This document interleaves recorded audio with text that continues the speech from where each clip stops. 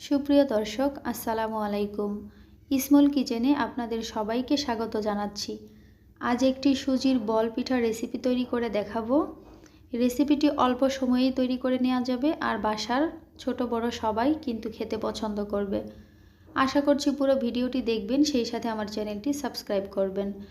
আমি প্রথমত হাঁড়িতে 1.5 কাপ পরিমাণ পানি দিয়েছিলাম। এখন দিয়ে দিচ্ছি কালো জিরা আর সাদা তিল। তো আপনারা যদি কালো জিরা বা সাদা তিলটা অপছন্দ করেন সেই ক্ষেত্রে আপনারা স্কিপ করতে পারেন। এখন দিয়ে দিচ্ছি চিনি। এখানে আমি যেহেতু 1.25 কাপের মতো সুজি নেব, সেজন্য আমি হাফ কাপ দিয়ে দিলাম চিনি। সেই সাথে সামান্য পরিমাণে লবণ দিয়ে একটু ফুটে নিয়ে এখন আমি দিয়ে দেব এতে সুজি। তো আপনারা আপনাদের প্রয়োজন অনুযায়ী কমিয়ে কিংবা বাড়িয়ে দেবেন। আমি এখানে 1.25 কাপ সুজি দিয়ে দিচ্ছি। এবারে সুজিটা খুব ভালো করে জাল করে একটি সুন্দর সফট ডো তৈরি করে নিতে হবে। এখন পর্যন্ত আমার ভিডিওটি যারা দেখছেন তাদেরকে অসংখ্য ধন্যবাদ।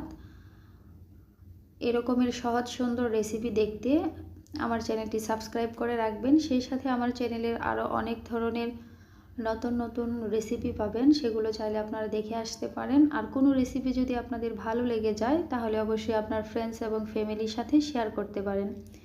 তো দেখুন, সফট একটি ডো তৈরি করা হয়ে গিয়েছে। আমি নামিয়ে ঠান্ডা করে নেব। এরপর এটাকে নামিয়ে ঠান্ডা করে নিয়ে আমি 1 প্যাকেট গুঁড়ো দুধ দিয়ে দিচ্ছি। দিয়ে এখন আমি হাতে একটু তেল মাখিয়ে নিয়ে খুব ভালো করে এই সুজির সাথে গুঁড়ো দুধটা মাখিয়ে নিতে হবে। এ পর্যায়ে আপনাদের হাতের কাছে যদি কুড়ানো নারকেল থাকে তাহলে অবশ্যই দিয়ে দিতে পারেন, সেক্ষেত্রে এটা খেতে আরও অনেক সুস্বাদু হবে।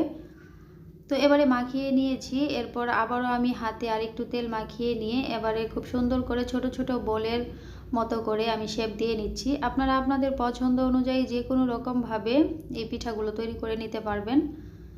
তো দেখতেই পাচ্ছেন আমি এভাবে করে বল তৈরি করে নিয়েছি আর বলগুলো আমার খুব সুন্দরভাবে তৈরি করে নেওয়া হয়ে গিয়েছে। সবগুলো বল একই সাইজের করে নিয়েছি।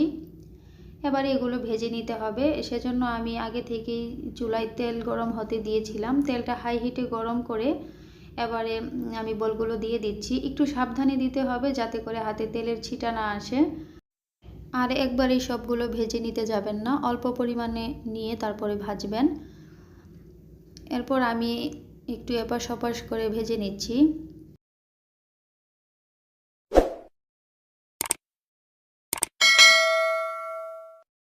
তো খুব সুন্দর একটা কালার চলে এসেছে। এরপর যে আমি এগুলো উঠায় নিব, তেলটা ঝরিয়ে নিচ্ছি। তো সেম প্রসেসে আমি বাকি ব্যাচটাও ভেজে নিয়েছি। এবারে বাকি ব্যাচের এগুলো আমি উঠায় নিচ্ছি তেল ঝরিয়ে। বিকালের নাস্তায় ঝটপট এই রেসিপিটি করে নিতে পারেন অল্প সময়ের মধ্যে, আর খুব কম উপকরণ দিয়েই তৈরি করে নেওয়া যায়। দেখতেই পেলেন রেসিপিটি কতটা সহজ এবং সুন্দর একটি রেসিপি। আশা করছি অবশ্যই বাসায় ট্রাই করবেন, সেই সাথে আমাকে কমেন্ট করে জানাবেন কেমন হলো খেতে। রেসিপিটি কিন্তু অসম্ভব মজার, বাসার ছোট বড় সবাই পছন্দ করবে। সেই সাথে আমি খুব সহজভাবে দেখানোর চেষ্টা করেছি। আজকের রেসিপিটি যদি আপনাদের ভালো লেগে থাকে তো প্লিজ আমার চ্যানেলটি সাবস্ক্রাইব করবেন, লাইক কমেন্ট শেয়ার করতে ভুলবেন না। সেই সাথে আমার চ্যানেলের আরও অনেক সুন্দর সহজ রেসিপি আছে, সেগুলো চাইলে দেখে আসতে পারেন। তো আমি একটি বল আপনাদেরকে একটু ভেঙে দেখাচ্ছি। দেখুন, দেখতেই পাচ্ছেন কতটা সফট হয়েছে, সেই সাথে ভেতরটা অনেক সুন্দর দানাদার হয়েছে। রেসিপিটি অনেক লোভনীয় একটি রেসিপি, অবশ্যই বাসায় ট্রাই করবেন, সেই সাথে কমেন্টে আমাকে জানাবেন কেমন হলো। আজকের মতো এখানেই বিদায় নিচ্ছি। সবাই ভালো থাকবেন, সুস্থ থাকবেন। আল্লাহ হাফেজ, আসসালামু আলাইকুম।